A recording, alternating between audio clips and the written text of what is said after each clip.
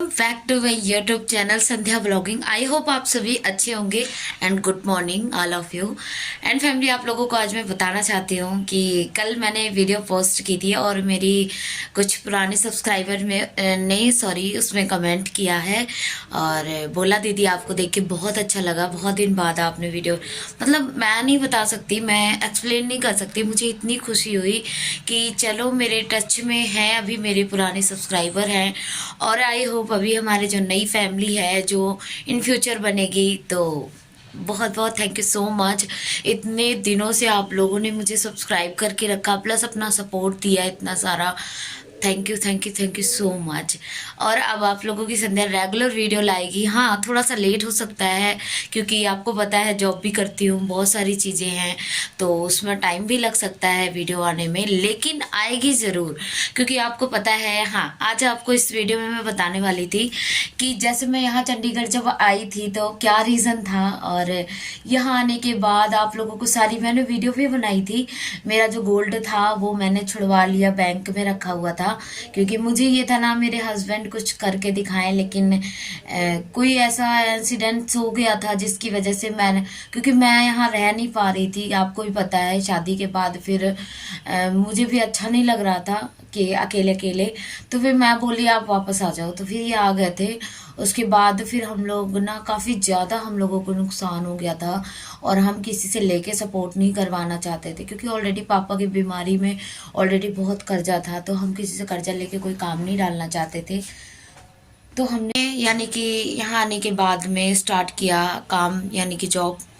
2 महीने तो मैंने कुछ भी नहीं किया, मैं केवल मैं तो इस उससे आई थी ना, मैं कोई पार्लर वगैरह सैलून वगैरह या कुछ छोटी मोटी कोई शॉप पे काम कर लूँगी, लेकिन कहते हैं ना ऊपर वाले को कुछ और ही मंजूर होता है। और फिर क्योंकि मैं 2 साल ससुराल में रही थी और पढ़ाई वढ़ाई भी नहीं ठीक से कर पाई थी, तो फिर तैयारी वगैरह भी मैंने गवर्नमेंट की छोड़ दी थी। इसकी वजह से ना मैं थोड़ी सी ना डिमोटिवेट हो गई थी चीज़ों को लेकर। तो इसकी वजह से फिर मैंने ना, मुझे मेरे हस्बैंड ने बहुत ज़्यादा मोटिवेट किया और बोले कि अगर तुझे ऐसे दुकानों में ही काम करना है तो वो तो तू कानपुर में भी कर सकती थी, यहाँ इतनी दूर आने का क्या मतलब है।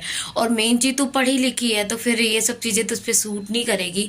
बहुत चीज़ें उन्होंने मुझे समझाई, मोटिवेट किया, खुद उन्होंने मेहनत किया, बहुत पता है बहुत ज़्यादा स्ट्रगल किया। अगर मैं उनके स्ट्रगल की बात करूँ ना तो शायद मैं एक्सप्लेन भी नहीं कर सकती, उन्होंने यहाँ आके इतना स्ट्रगल किया।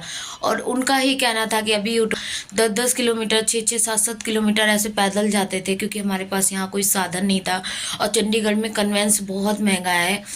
उसके बाद हमने यहाँ से हमारे स्ट्रगल की कहानी शुरू हुई।